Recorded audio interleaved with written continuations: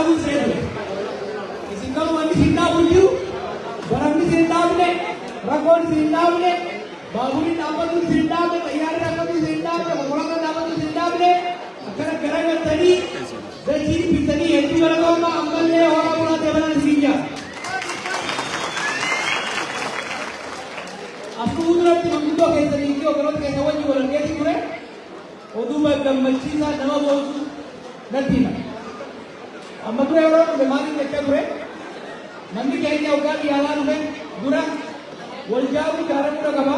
Kana jechuun wallee hawaasaa abbooshaa bifa adda addaati adeemsa adda addaati jaaramuu qaba. Erga jaaramee jaalatee waan tokko dhayaa qabaatti qaba jechaa tureeni har'a manguddoo akkanatti manitti galma waldaa hawaasaa guddaa tokko bitattanii jirtanii hedduu gammadee hedduu isin boone konkolaataa keessanii isin jala gargaaranidha.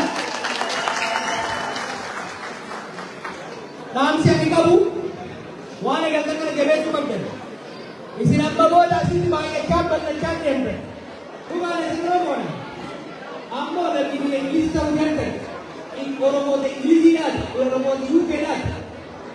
Ilmaan keessatti bareedduu taati, ilmaan keessatti guddaachuu taati. Ilmaan keessan aadaa biyyarraa dhuftan, aadaa Afrikaa, aadaa Oromoodhaa akkasumas aadaa Biriitish bartee akkasumas immoo Oromiyaan kan taate galmaan aadaan keessan eenyummaan keessan itti lolluun ijoolleen keessan qaramtee gorfamtee itti guddattu qabaachuu barbaachisaa waan ta'eef waan nama guddoo eegale kana miseensa taatanii gargaarsa barbaachisaa gootanii dukkaana kan keessanii hadaraa itti jaa'anis gaman danda'u hundaan hogganoota keessanii fi isin akka dhaabatu waadaa isin garuu barbaada.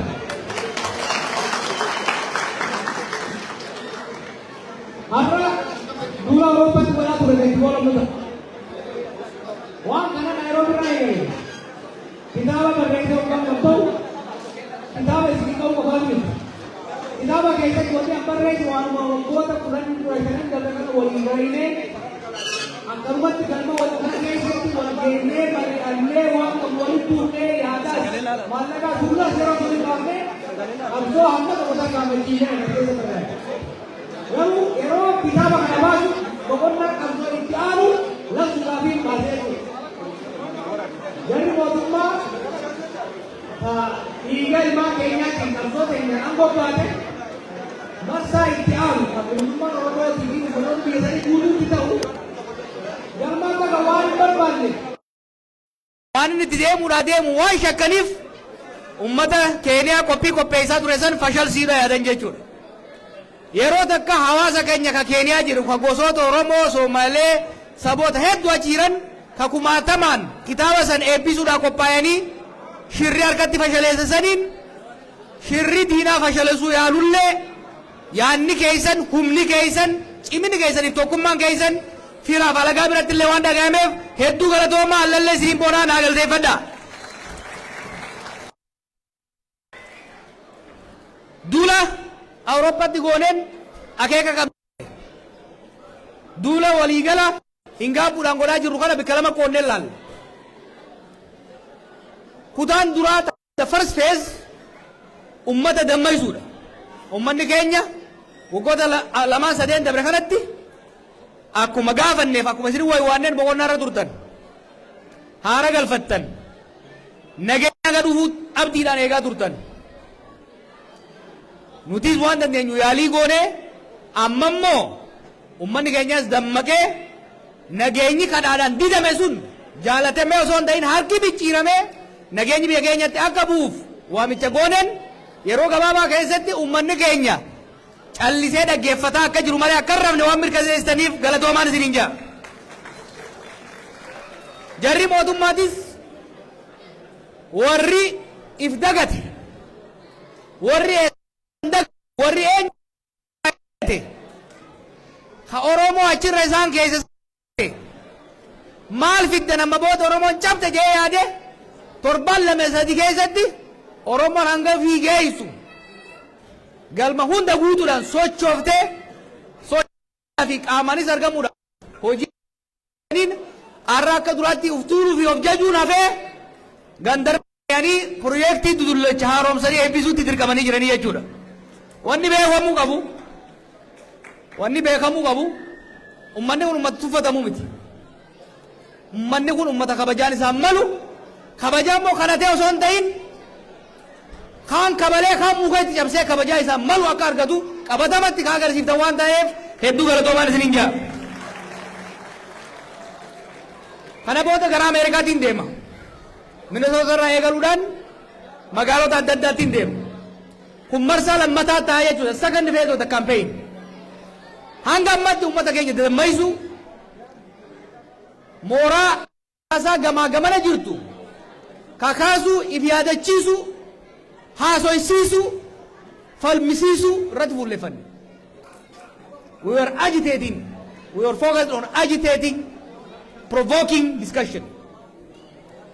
Marsaa itti aanu irratti engagementii eegalla jechuudha. Marsaa itti aanu irratti qabsoon itti aanu qabsoon marsaa itti ta'uu akka qabu xiinxala gadi bu'ee gadi fageenya qabu mooraalee takkaa'u galma gurguddaa kanarratti taa'uun ol keessatti kan mareen hoggaa ta'u cufaadhaan immoo hayyoota keenya beekota keenyaa fi hogganoota sadarkaa hawaasaa adda addaa irra jiran wajjin balbala cufannee kan mareen nu ta'a. Hogganoota Oromoo qofa osoo hin ta'in hogganoota sabaaf sablammoota biyya sanii akkasumas naannoo sanii jiran wajjin marii karoorfannee lafa kaa'annee jira. Marii sanarratti hundaa'uudhaan gama dhumaa irratti cuunfaa takkaa'u karoora tarkaanfii fudhachuudhaaf deemnu kan beeksisu ta'a jechuudha. Kanaaf isinis bifa adda addaatiin yaada keessan gaafii keessan akka torbaanota darban kan agarsiisaa jirtanitti gara fuulduraallee akka agarsiiftan isin gaafachuun barbaada. Dhumarratti laabtutti asin geenye waggoota 50 dabre kana bikka irraa kaanee bikka irra geenye xiqqoo miti bikka garaa keenyaan geenye bikka hawwin hin geenye tarkaanfii sadii waggaa dura deemne tarkaanfii lamaaf duuba deebi'u jira garuu immoo bikka kaleessa irraa kaan hin jirru gara fuulduraas wal dhaggeeffachuudhaan walitti dhufuudhaan walii himuudhaan wal waqaruudhaan wal qaruudhaan ummanni kun waan isaan malu ifiifis ummata Itoophiyaatii fi ummatoota naannoo saniifis nagaa tasgabbiif dimokiraasii fiduu irratti shoora rabbiin isaa kanne ka lakkoofsaan isa guddise ka dachii badhaatu irra isa kaa'e ka dhugaa fi gadaa isaa kanne san irra eegamu galmaan ga'uudhaaf akkuma dur caalaa har'as muuxannoo arganne ta'arriin nu biqilta kana fayyadamuudhaan ummata Oromootis ummatoota biyya keenyatis ummatoota ollaa keenyatis mataa ol qabachiisuu fi rakkoolee bara baraan irra jiran ofirraa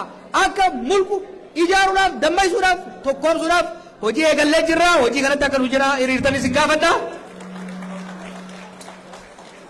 Bolton Manchester UK isin hanqatu taate isiniif ergina waan takka yaaddeeyna yoo isin hanqatu taate isiniif ergina ka afaan Ingiliziitillee yeroo gabaabaa keessa ni dhufa. Bal'inaan marii kan itti fuunu taata kitaaba dubbisa kitaaba gaafa dubbiftan qabiyyee kitaaba irrattillee gama onlaayinii yoo taate kan maree nu ta'a jechuudha. Afaan Amaaraatiin sabaa jiraniif yeroo gabaabsee dubbachuun barbaada. Afaan Oromoo lammaatsamuun እዚህ ውስጥ ያላላችሁ በኦንላይን ላላችሁም አጠር ያለ መልእክት ማስተላለፍ ፈልጋለሁ። በዛሬው ዕለት በዩኬ ያላችሁ ዜጎች ብርዱ በረዶው መንገድ የዘጋው ሳይበግራችሁ በዚህ መልኩ ወጣችሁ ስለተቀበላችሁኝ መጽሐፉን ለማንበብ መጽሐፉን ለመረከብ ለመደማመጥና ለመወያየት በመምጣታችሁ ያለኝን ከፍተኛ ክብርና ምስጋና ለመግለጽ እወዳለሁ። ይሄ ያደረግን እኮ ያለውት ቱር በሁለት ክፍል የተከፈለ ነው። የመጀመሪያው ከኬንያ ጀምረን ለማጨናገፍ የሞከሩት የመጀመሪያው ደረጃ የመጀመሪያው ፌዝ የማነቃቃት ነው። ባለፉት ዓመታት ህዝባችን ለተወሰነ ጊዜ በሀገራችን ያለው ጦርነት በንግግርና በድርድር እንዲፈታ ድጋፍ ለማድረግና ለማበረታታት ሲል ዝም ብሎ ነበር።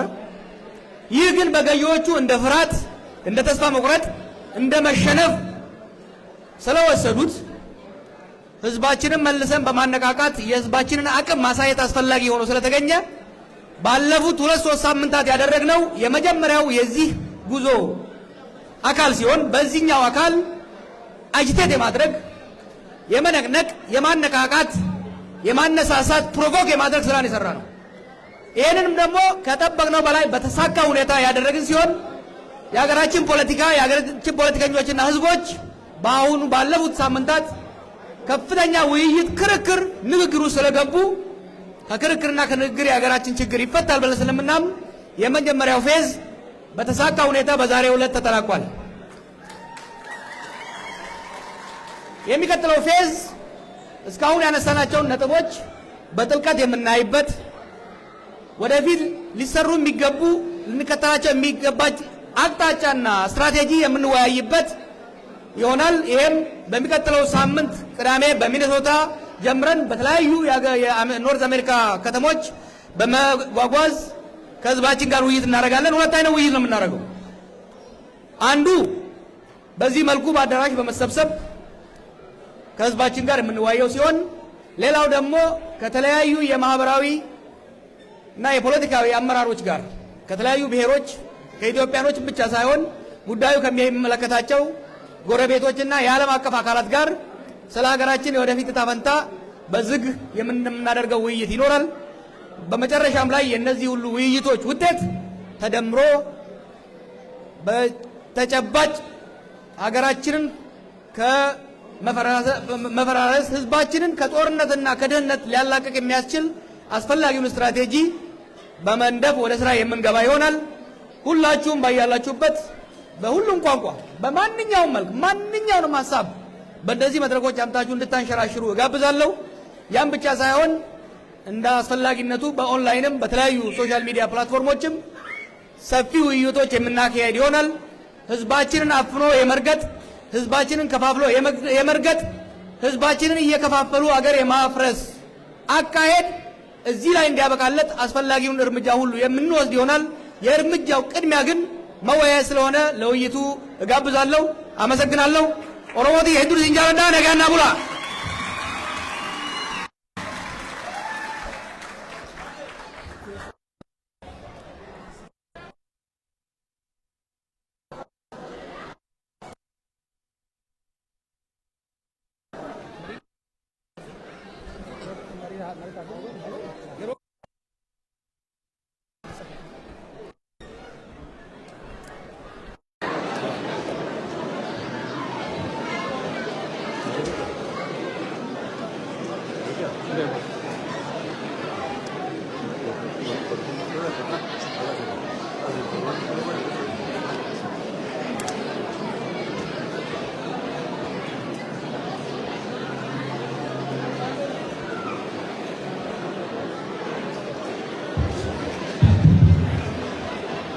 Sebagai pertama, presiden negara akan bertemu angka sahabat Indiano yang bukti apa kurang berkesenjangan dengan kata-kata senibu negara mari bangsa Indonesia angka semua kami jadi.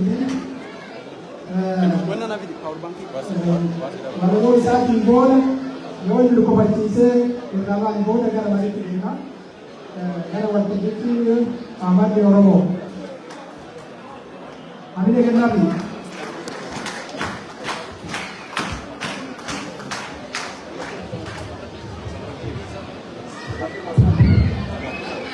Ego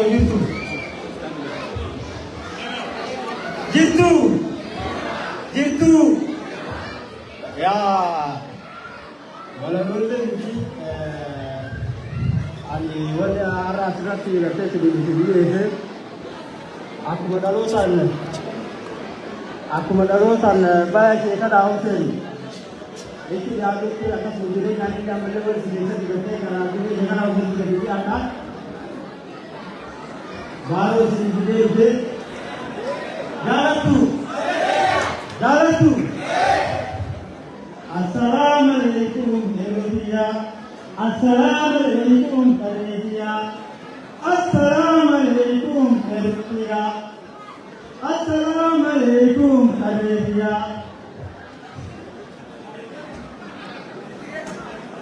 Etiagesu. Assalamualaikum Indonesia. Assalamualaikum Indonesia.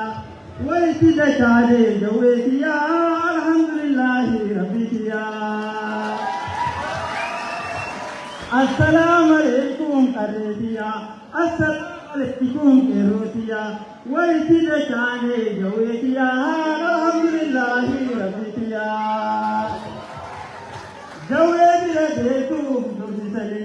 ahe gari nama jawe bira deemtu doorsisanii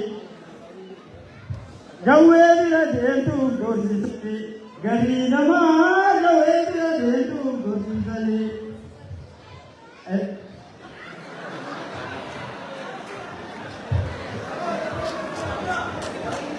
Assalamu alaikum kadeetiya assalamu alaikum kerotiya ijawan gadise rabbiya alhamdulillahi rabbiya jawebira deetu kursisani jawebira deetu dorsisani akamine kumsan namsisani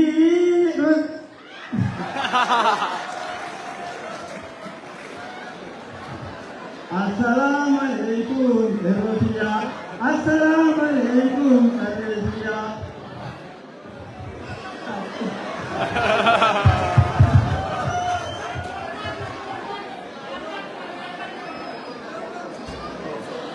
Assalamu alaikum kerotiya assalamu alaikum kadeetiya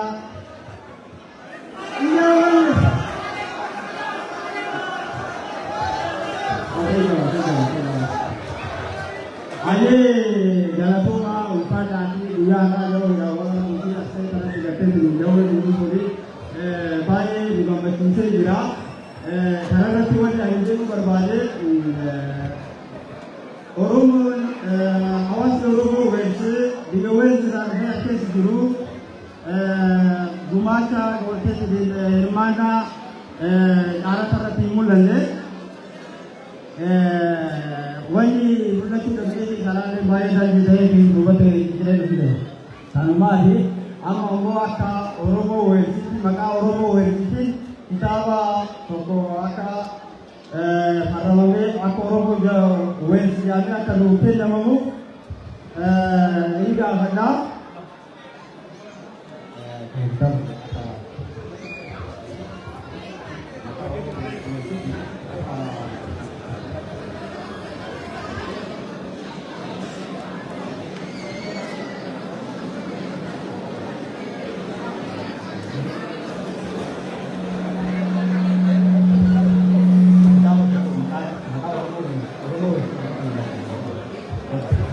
Assalamualaikum Assalamualaikum Mulai kita jadi jauh kita alhamdulillah rabbiya Assalamualaikum Assalamualaikum kadeetiya Mulai kita jadi jauh kita alhamdulillah rabbiya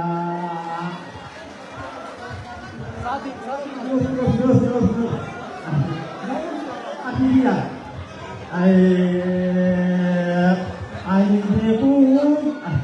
gabu kita baca wemba sekali, gabu kita baca wemba sekali.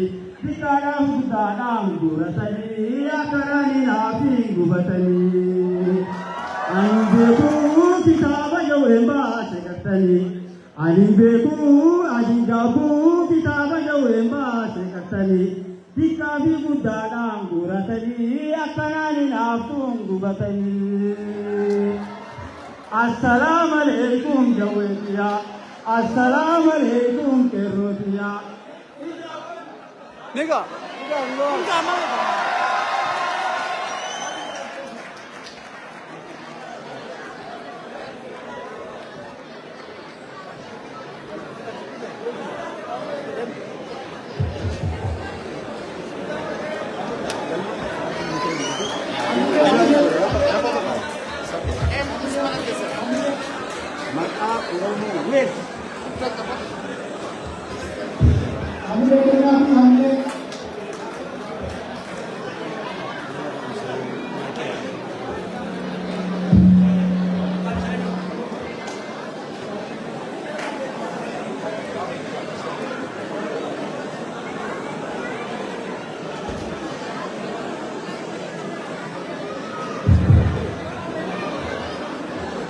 Nama dan juga Natoli, anak yang saya sebelum dalam hari kita sini, hari ini berdoa hari, hari mana hari Nabi Kamis, hari tetap di berdoa, yaada kaayyoo keessa ta'aa jirudha. Namummaan tokko yaada kennatee samaasee malee ofii qabate yeroo sadaffaa fi yaada duraanii kan baafnee yoo lafa kenne irra bareeda. Kanaaf gaafii sagantaa mariitti seennaan sagantaa marii yeroo xumuramee irra bahe gara gaafii deebiitti seenna. Walitti akka nurraa ammallee taa'anii keenya ibsachuuf isin jedha. Hedduu galatooma maayikiin gara abbaa waltajjiitti.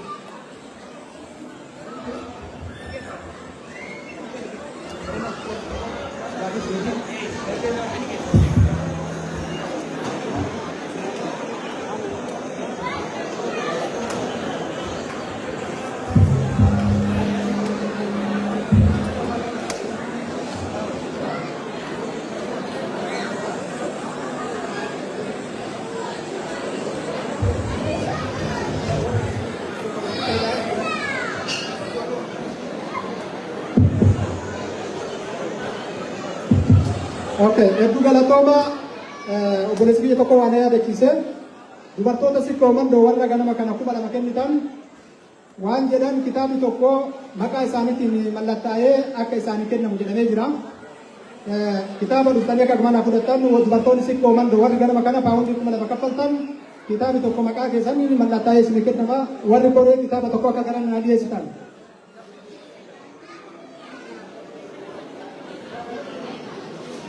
Kitaaba tokko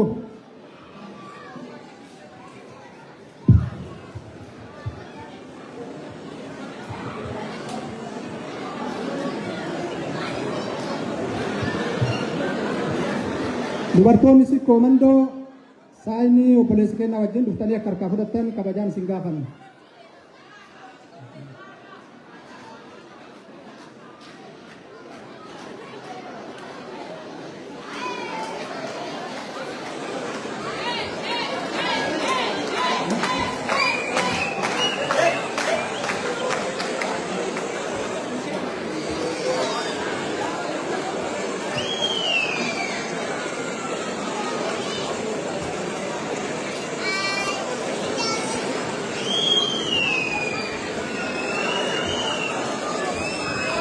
Ora di casa, di casa.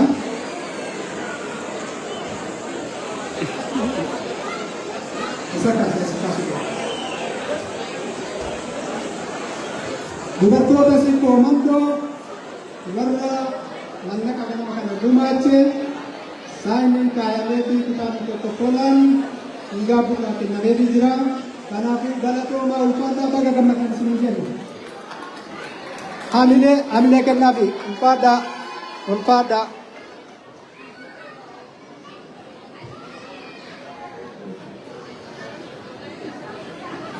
Galatooma. Amma nama shanirraa nama yaadarraa fuudha. Nama sadi gamanaa fuudha. Nama sadiillee dubartoota nama lamallee dubartootarraa fuudha. Gara dhiiratirraa nani ani yaada kennuuf.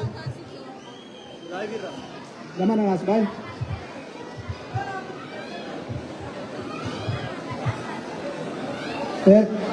Tahu kiyale kamu kan? Kiyale pular raga.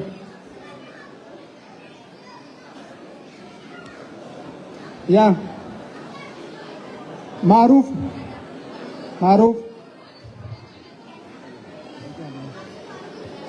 Garana pular duran nasbah warri anharka kennef. Gara dubartoota irraa nami lama. Dubartoota irraa gamana gara duratti naas koottaa. Dubartoota irraa nami lama.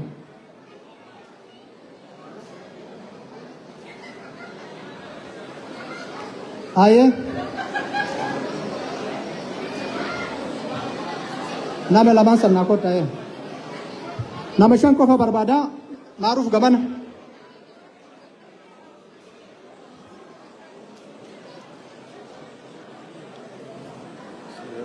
Dakika terang bermanu, dakika lama kau mana tu kopi dakika lama kene, maru di kena atas lakukan orang juradu dan tabatan. Nama yang kene fi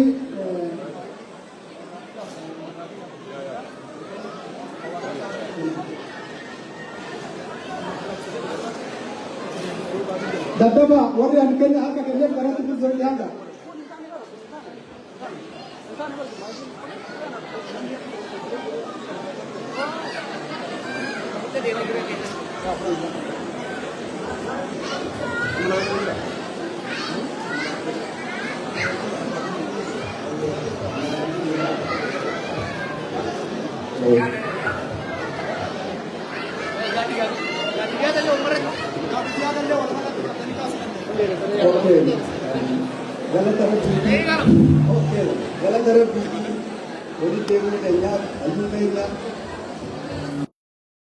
Tama kali nubira kali da waan hinjirreef waa hedduu jechuu qabna turree haa taatu immoo carraa nama biraatiif kennuudhaaf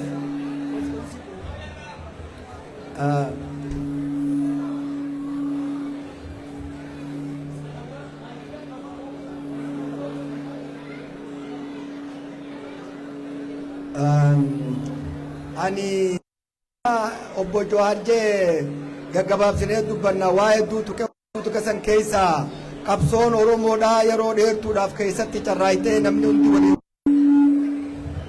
qabsoon Oromoodhaa amma isiin jirtu roga duraarraa roga addaati. Jawaar keenya amma qabsoo deemaa jirtu nu keessa walirra qabsaawaa jirru waan taateef akkuma aduu tuttuutee jirtuuf haalli duritti qabsooyte haala waa'ee diinaa fi alagaarraa fi waliin buufachuuti taammaatu ta'uuf keessaa walii qabsooyin waan taateef royni isiin barbaachiftu akkaataatu himte wal mari'achuu hawaasa keessa hoogganaa hawaasaatiif hunda wal mari'achuudha. Ani addatti waaniin akka maqaa uummata Oromootiin jechuu barbaadu waa lama. Tokkoffaa hayyoota Oromoodhaa kutaa 11 argaman kabara dabre waggaa 5 dabre sii wajjin qabsaa'e hundinuu diina galanii meeshaa siin lolanii ta'anii waan jiraniif amma qabsootan ammaatu nu tan addaa waan taateef hayyoota nuu qabdee hayyoota nuu jaartee maqaa keetiin hooggansa keetiin uummata Oromoo keessa hayyoonni jaaramee bakka takkatti mari'achuudhaan akkaataa ittiin fuulduraaf itti deemnu kan badaa ta'e qabdee gaadii sa'aa gaadanii elmatanii ifuma bira gaaditee kan gaarii ta'es keessaa walumaan dalagaa hunda dhageeffattee harki tokko harkatti qubni tokko quba tokko dhiqu kophaa ta'e deemuurra taraa dhuftuuf nuti akka yuukkeetti ballamoonni sii seennu maqaa uummata kanaatii fi qeerroo babareedduu tanaatiin bakkittoon caayaan irraa sossoonee hayyoota nuu jaartee ittiin nuun deemtee asirraa konferansii hayyoota Oromoo yaada Oromoo fuulduraaf biyya teenya akkaataa ittiin qabsooynu qabsoo amma nu eegalchiifte kana sii wajjin qabsaa'uudhaaf akka aadaa nuu galtu hayyoota nuu jaartu kophaa deemuu dhiiftu gaafa hidhamte waan si duubaa nu sossootuu dhabne ni dhukkubsanne sii wajjin dhukkubsataa jirra aadii seenna akka qabrii si wajjin seennu qabsoo Oromoodhaa summii dhugaan milisoomnaa itti ni dhuyna miliyoonni 70 warra dhugu kana waan taateef wanni sirraa komannu Oromoon si komattu Jawaar kophuma deema hayyoota maa dhiiseedha hayyoota 100 qabna amma Ameerika deemta hayyoota biyya keessaa deeme akka Gadiir Hussein faa namoota hedduu waan qabnuuf hadaraa wanni siin jennu caayaa asirraa eegalleeti konferansii hawaasa hayyoota Oromoodhaatiin akka nu deebitu maqaa qeerroo tanaatiin qophii akka taanuuf ahdii akka nu seentuuf kana si gaafanna galatooma.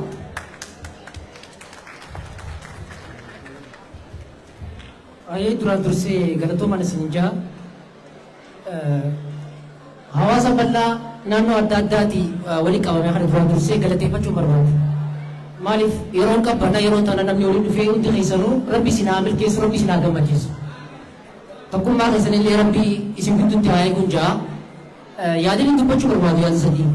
Tokkoffaa ilmaan Oromoo biyya Suudii hidhaa jiran nama 45 du'atti murteessan sanaan dubbachuu barbaada. Lammaffaa immoo ilaalchoota amma nuti jiru waa'ee gantummaadha. Dubbii gantummaa kanaas dubbachuun barbaada. Dubbii sadaffaa immoo ilaalcha Itoophiyaanummaa fi Oromummaa wal lolu jira sadeen kanallee dubbachuun barbaada. Inni tokkoffaa warra Suudiitti hidhamee jiru nama 47 waggaa darbe keessa murtiin du'aatti murtaawee sana keessaa namni 2 dur mootummaan Suudii ajjeesee jira. Ijoolleen tun ijoollee dhalattoota naannoo takkaatii miti. Kutaalee Oromiyaa hunda mootummaan naannoo Oromiyaatis haa ta'u aktiivistoonnis miidiyaalee gurguddaan akka barbaachisaa ta'etti sagaleen taaneef jidduutti sagaleen taa'amee turee fi yeroo sagaleen taa'amuuf murtiin du'aa irraa dhaabbattee turte sagalee paawara goonaan lammaffaa immoo torbaan kana keessa murtii du'aa irra murteessaniiti ijoollee nama 45 ilmaan Sikoomandoo ilmaan Harargee ilmaan Walloo ilmaan Jimmaatii fi ilmaan Shawaafaa nuufetti keessa jira ijoollee nama 45 murtii du'aatii eeggata barbaachisaa yoo ta'e illee silkii isaanii harkaa qabna isin dhageessisuu dandeenya namoota kanaas dhaabbata mirga dhala namaa adda addaa wajjin waliin galuudhaan akkamitti ijoollee tanaaf sagalee taana biyya alaa kana keessatti heddummaannee akka galaba deddeemurra sagalee namaa ta'u lubbuu ijoollee tanaa haa baraaruu ja'a hawaasa bal'aa biyya keessaa biyya alaa waamichaan isinii godha lubbuu nama takkaa durarraa oolchuu kan rabbitti illee filatamaa waan ta'eef arraa anaa fi isin hundi keenyaa'u biyya kana jirra dimokiraasiin jirra obboleen keenya yoo nuti akka ilmaan oromootti waliif hin haadhoofne eenyu waliif haadhoota yoo nuti waliif sagaleen taane eenyu waliif haadhoota kanaachaaf hawaasa bal'aa dabalatee obboleessa keenya Jawaar dabalatee illee waamicha atis mataa keetillee karaa dhaabbata mirga dhala namaatiin ijoollee tanaan sagalee taatee fi atillee gama rabbitti kan ilma namaatiif hin dalagin kan rabbitti illee hamaa sirra deemu jira hamaa kanarratti illee rabbitti cayaasii ta'an jaa tokko kana inni lammaffaa waa'ee gandummaati. Ini lammaffaa waa'ee gandummaati. Ta gandummaa tana keessa yeroo dubbachuu barbaadu manguddoo qabsoo nu dura turte warra arraas lubbuudhaan as keessa nu keessa jiran hundaa'u galateeffachuun barbaadu.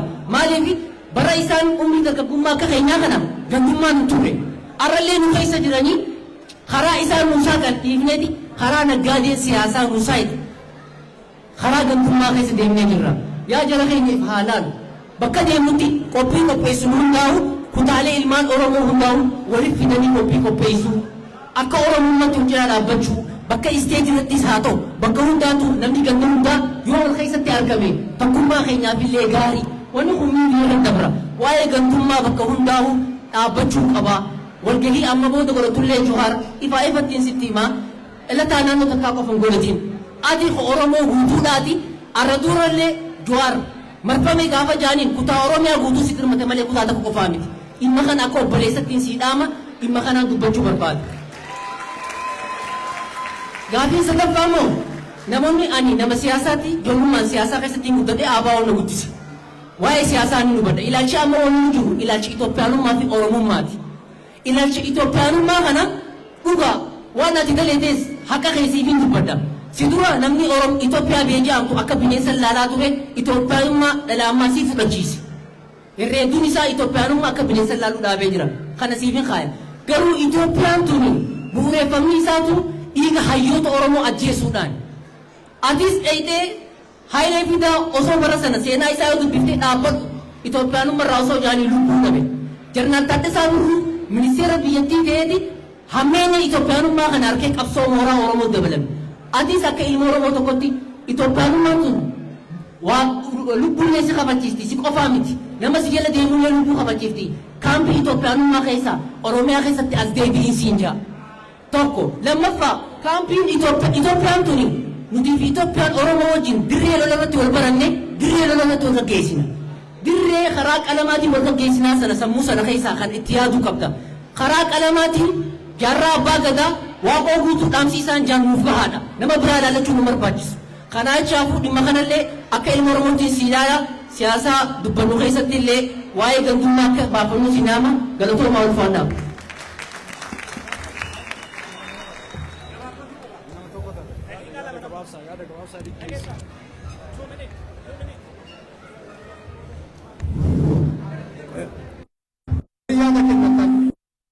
Namni kun hundi isaa dubbachuu fedha. Namoonni duuba jirullee akkasitti daqiiquma qofa kan Gaaffiin gaafa nagama gaaffiin barbaade kaasee ture garuu yoo tokko naa eeyyamtan Jawaarin dubbisuu barbaade wanna biraa sintin dhiyeessu yoo naa eeyyamtan Jawaar bichaa dubbisuu barbaade naa eeyyamtu Jawaar bichaa dubbisuu barbaade wanna biraa asuma dubbisuu barbaade. Amina kennaafi amine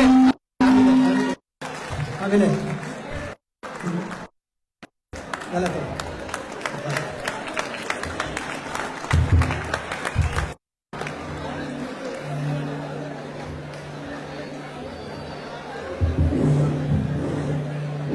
Ayek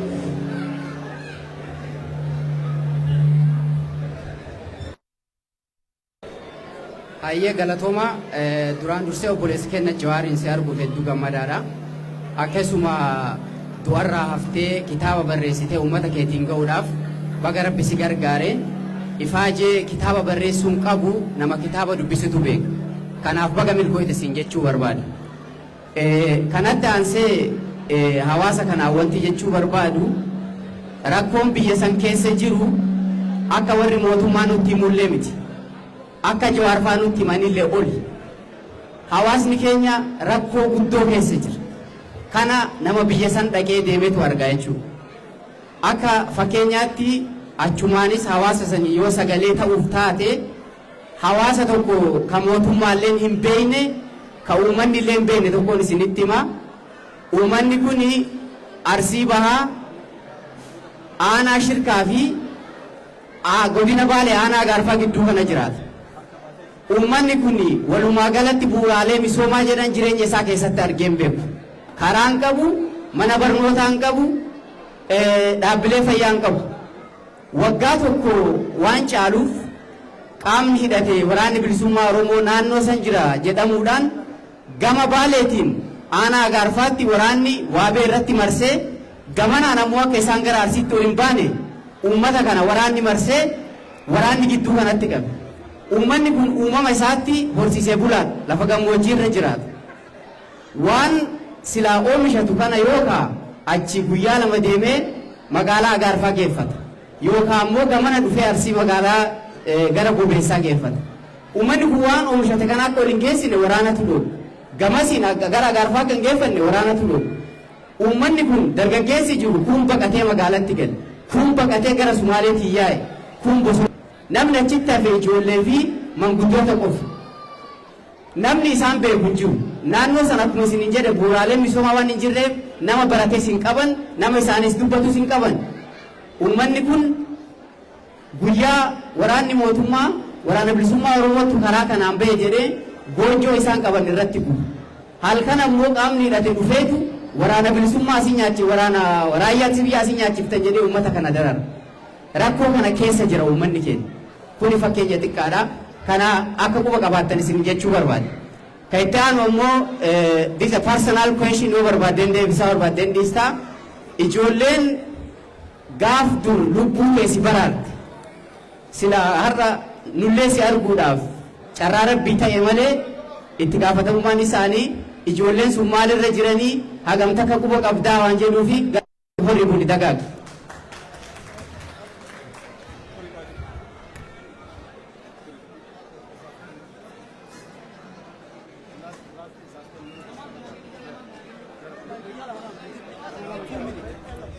laal dhiifama akka mooltan dhiifama sagaleen koo yoo michuullee ta'uu dhabe maayikii wajjin dura baga nagaan dhufte gaafii kiyyaaf jecha maraaraa guddinaa tokkorraan ka'a Oromoo sodaa irraa bilisoomsinee garaa irraa bilisoomsuu dadhabnee jedhe. Please waan kana maaliif waan kana jedhe rakkoo yeroo ammaa kana hawaasa keenya keessatti namni bahee dhimma wayii fixachuu dadhabe jireenyi qaala'insa rakkoo hawaasan keessa jirtu atuu ni beekte namsitti ni himu. Kanaaf namni biyya keenyaa ifii wal dararaa jira. Waan kana namni keenya akka nama siyaasaatti akka nama waan tokkoof dhaamsee sagalee atarra sirraa taatu achitti daldee achitti deemee onlaayinii bakka maratti namni waan kana namni keenya waan kanarraa akkamitti baratee wal miidhuu sanirraa dhaabbachuu danda'a. Namni keenya sodaan qabu wal dhugaadha. Garuu sababa garaatiif jecha wal miidhaa jira namni keenya ofirratti. Kana jechuun barbaadaa gaafii qabu obboleessi kiyya tokko taasise gaafii biraa waa'ee kolodariiti. Waa'ee kolodanii kana atillee irraa barreessaa jira. Waan kana akkamitti ilaalta biliis gadi qabii sirriitti irraa waan kana warri mootummaallee amma dandeettutti dhiibbaa godhiiti. Namni warri kararraa waa qabu miidhame akka jirutti namni waa duraa kararraa qabu karaa irratti bal'isanii maal jedhanii manniin irraa diigamee dhumee jira. Waan kana biliis hamma dandeettetti dhiibbaa godhiiti ummata keenyarraa yoo dandeette dhaabsisi. Waalamii kana qofa si jechuu barbaada taa'imii sirraa fudhadhu jedduu asirratti waan jechuu barbaadu ani Iskootilaand irraan dhufee hawaasa Oromoo Iskootilaand jedhamu jira Gilaasgoo irraan dhufee ijoollee baay'ee keessarraa koomunitii Oromoo Iskootilaand jedhamu jira hawaasni illee jiraan nu quba qabaadhu gaaf tokko achirra siyaamuun kennan oolu kana nu quba qabaadhu siin jedha. Galatooma jecha akkuma beekamu salphatti as hin geenne bakka har'a jirru kana gahuudhaaf qeerroo kumaa fi kitilaatu itti wareegame akkasuma ammas har'a geennee qeerroon biyya keessa dararamaa hidhamaa ajjeefamaa tumamaa jirti halkanii guyyaa waan kanarratti maal jetta siin jechuu barbaada kan itti aanu ammoo dhuftee jirta dhufaatiin ati amma dhufte kun dhufaatii qeerroo jirtuuti moo buukii bittuuti jechuu barbaada galatooma.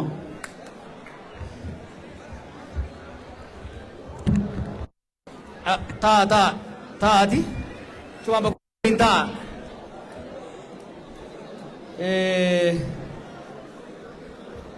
gaafii ayyoota gurmeessuu jettaniini iyyaadina itti dhufna ka gurmeessine jirra isin ka madura mul'atu qofa agartaniimi hedduu jira bar hedduu gurmeessine hedduu ijaaraa jirra ni mari'annaa hunda wajjin mari'achaa bilcheessaa deemna falmii ayyoota jidduu jirus falmii hogganoota siyaasaa jidduu jirus hin jibbina nuti ummata gadaati ummata dimokiraatawaadha yaadaan wal waqaruu wal falmuun karaa kanaa miti karaa kanaa sirri jecha kanaa miti jecha kanaa sirri jedhanii wal mormuun rakkoon qabu garuu teenyee waliin waqarru deemaati dalagaat wal falminaa jechuudha kanaaf san hedduu yaaddeenaa itti deemna kophaan deeminaa kayettu kophaan deemin kayettaniif an takkaa kophaa ta'een beeku hoggaan dhaladhuus ijoollee hedduu wajjin dhaladhe amma immoo miliyoonota wajjin deemaa jira warri Jawaar kophaa deemaa jee naa yaaddoftanis yaada gaarii yaadurraa akka kaatannaa gala warri kophaa deemaa jee tuffataus warra isaan duraatirraa haa beeku takkaa kophaa deemeen beeku yaada ummataatiin hin deema ummata wajjin hin deema kaleessa fa'a xiqqa turre arra sirna keessaas sirna alaayis biyya keessaas biyya alaayis hojii dippilomaatis bal'ootti dalaineeti deemaa jirraa sun hedduu isin yaachisini jabaannee itti deemna waan hedduu miidiyaadhaan dubbachuu waan hin taaneef keessa abboota keessa wajjinis hogganoota keessan waan haasanii jira waan hojjetamaa jiru jira san hedduu yaaddeeyna ta dhimma ilmaan Oromoo suuti waan hedduu nama gaddisiisu biyyoota Arabaa kana keessa namni Oromoo qofti gara miliyoona olii jira ka Itoophiyaa kaa waggaa walitti dabalamu probably miliyoona 2-3 ta'uu danda'a ka mana hidhaa keessa cinqamu qofa osoo hin ta'in kammaan dalaguu sadarkaa gabrummaarra jira bakka hedduutti kana ka mudate waa lamarraayi tokkoffaa ijoolleen tuni hoggaa gara biyyoota sanii ergaman leenjii gahaa hin kennamuuf afaan Arabaa barachuudha qaban ture dandeettii skills ogummaa qabaachuu qaban turan ijoolleen tun osoo leenjiin osoo hin qophaa'in kana dallaalli karaa adda addaatiin erguu hin baanu kan ministeerummaan ergaa jiru ijoollee tana mirga isaanii osoo hin barsiisin dandeettii osoo hin uuminiif afaan osoo hin barsiisin waan erganiif biyya sanitti sadarkaa gabraatti jiran lammiilee biyyoota adda addaatti biyyoota Arabaa kana keessa dalaga isaan keessaa kaffaltii gadaanaa kan argatu miidhaan hamaan kan raga'u lammiilee Itoophiyaati jechuudha tokko erguu irratti wanni jiru jijjiiramuu danda'uu qaba deengaddaas bika tokkotti haasayaatiin ture nuti humna namaa ekspoort godhuun dirqamanuuf garuu humni namaa nuti ekspoort goonu sun ka kwaalitii takkaahuu qulqulliin isaa camaa ta'e dandeettii afaanii kan qabu dandeettii ogummaa kan qabu ta'uu danda'uudha qaba jechuudha gaafa akkas ta'e achitti mirgi isaanii kabajamaaf kaffaltiin kafalamuuf illee wayyata rakkoon lammataa hojii gara ministeera hajaalaatii fi embaasiitiin laafachuudhaati warri biyyoota Arabaa jiraattan ni beeytanii sadarkaa olaanaatti warri kafalamu warra Filiippiinsi fi Indooneeziyaadhaati jarri kun embaasiiwwan isaanii Suudiis ta'ee Kuweetis bakka biraa jiran hojiin isaanii number 1 mirga hojjettoota kanaa kabachiisuudha jarana wanni mootummaan mirga hojjettoota kanaa kabachiisuu qabuuf doolaara isaantu fida amma doolaara biyya alaatii galu jaan kana kasin ergitan xiqqa ka Ameerikaa irraa ergamus xiqqa dachaan hedduun ka biyya Arabaatii dhufu kana beektanii doolaarri guddaan Itoophiyaa dhufu ka bunaatiis ka caalu ka gargaarsa faranjiitiis ka caalu ka isin ergitanis ka caalu dachaa hedduudhaan maallaqa ijoolleen tuni biyyoota Arabaa keessatti dha jechuudha mootummaan kuni lubbuun keessa jirtuun maallaqa ijoolleen tun gara biyyaa maatii isiitiif ergituun mootummaan irraa fayyadamaa jira ijoollee sanarraa mirga ijoollee sanaa kabachiisee maallaqni isaan argatan galiin isaan argatan akka wayyaa'u gochuun faayiduma mootummaa kanaati jechuudha. Gaafa dura galleessan gaafa Dr. Roqnaan ministeera hajaa alaa ture yaalii goggodamaa ture leencollee gaafa achi ture hanga tokko yaalaa ture. Garuu qajeelfamni sirriin rakkoon jiru Itoophiyaan yeroo ammaatti tarsiimoo fi imaammata hajaa alaa akka hin qabne beektanii Itoophiyaa has no foreign policy. Ijuu dunuunfatanii oofuu jiran. Ambaasadoota hoggaa yaaman gaqqabaniiti beekun biliijnichi kararra ijaaran kana agarsiisanii torbaan lama turisanii ergan. Ambaasadoonni nu achi ergan gargaartonni achi ergan ka afaan beekan ka aadaa beekan ka seera biyya sanii beekan ka ummata biyya sanii wajjin dalaguu danda'an hojiin ambaasadara suudii jiru takkaa'u kuweet jiru takkaa'u beeruut jiru bakka adda addaa jiru nambar waan ka ta'uu qabu mirga ijoollee kanaati jechuudha. Sanii asitti yoo anis isinis hamma dandeenyetti dhageettii qabnuun kara qabnuun waan dandeenyu lubbuu ijoollee kanaa baraaruu fi warra kaanis gargaaruudhaaf waan dandeenyu ni goona gurbaan na gaafate sun gara oflaayiniitiin naquun namitti odeeffannoo ol jijjiirree waan ajjatamuu qabu waliin mari'annaa jechuudha. Gaafiin biraa ilaalcha Itoophiyummaa fi ilaalcha Oromoo dhiiroo ani irratti bulisitti illee kijibu Itoophiyaa fi Oromoo waliif haallaa turanii amma araaramuun dirqama. Wali araarsuu qabna Itoophiyaan ka Oromummaas Amaarummaas Tigrummaas Somaalummaas Walaayitummaas keessa calaqqisiiftu akka taatu godhuun dirqama. Adda adda deemuun nama tokkoof illee hin fayyadu. Adda deemuun illee hin dandeenyu wali araarsuun dirqama. Haana fudhadhaa yoo hadhaa ishuu kanarra buusaa dirqama kun. This is a must. Wanni akkasitti hin danda'amu kun. An waan isinii ta'uun isinitti waan isin gammachiisu miti. Ani entertainer yookiin bashannansiisaa keessanii miti an hoogganaa keessanii. Hoogganaan waan ummataa ta'u dubbata. Waan ummataa ta'u dalaga malee waan ummata harka dho'isiisu takkaa'u ziis goosisu san hin barbaadu. Wanni Oromoodhaa ta'u ummata keenyaa ta'u waan ammarra keenyaa qabachuu miidhaan maqaa Itoophiyaatiin nurrattis maaliin jechuun jira jituu kana. Akkuma kalees maqaa Itoophiyaatiin nuti miidhamaa jirru har'a ijoolleen nuti hanga warra baafne maqaa Itoophiyaatiin saba biraa miidhaa jiran. Kun jibba farra Oromoo akkuma kalee nuti maaliif barra Itoophiyaa bara haraam nuti taateeti miti. Takka Baaybilii takka Quraanni haraam nuti hin goone. Miidhaa maqaa Itoophiyaatiin nurra gahaa tureetitu Itoophiyaa nu jibbisiisa. Har'a maqaa Itoophiyaatiin miidhaa saboota adda addaa irra gahu Itoophiyaa osoo hin ta'in Oromoon akka jibbamu godhaa jira jechuudha. Kanaaf har'a Amaaraaf kan falmuu qabu, Tigraayif kan falmuu qabu, Somaaleef, Walaayitaaf kan falmuu qabu adda durummaan Oromoodha. Ifiif jecha jechuudha. Kanaaf Itoophiyaa fi Oromummaa walii araarsaa eenyummaan biyyoolessaa sabdaneessummaa biyyattii kan calaqqisiisu akka ta'u saboonni immoo keessatti eenyummaa isaanii kabajamee fi wal kabajanii walii beekanii walqixxummaadhaan akka jiraatan gochuun barbaachisaa ta'a jechuudha. Waan onnee nama tuqu dubbate mucaan waa'ee shirkaa dubbate sun rakkoon uummataa ta mootummaan jehuusaati jettu walii si jeemi awwaaniin beekuu fi ragaan qabu osoo nama isin hime biyyaa gubata. Waan namni keenya keessa jiru Salaaletti waan namni keenya keessa jiru Wallagga Bahaatti waan namni keenya keessa jiru Gujiitti waan namni keenya keessa jiru Arsii Bahaatti Arsii Lixaatitti Shawaa Bahaatitti wallahi namni Oromoodhaa namni biyya sanii akka ammaa kana takkaa dararamee salphatee hin beeku.